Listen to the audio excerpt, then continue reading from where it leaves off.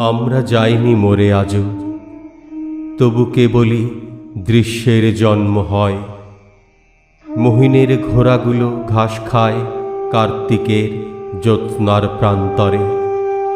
প্রস্তর যুগের সব ঘোড়া যেন এখনো ঘাসের লোভে চড়ে পৃথিবীর কিমাকার ডাইনামোর পরে।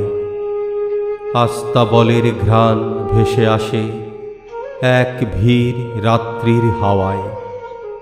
বিষণ্ণ খড়ের শব্দ ঝরে পড়ে ইস্পাতের কলে।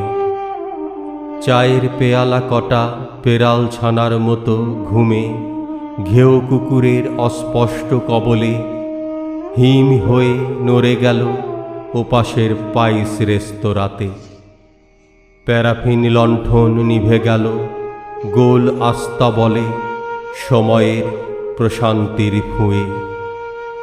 এই সব ঘোড়াদের নিয়লিত স্তব্ধতার জ্যোৎস্নাকে ছুঁয়ে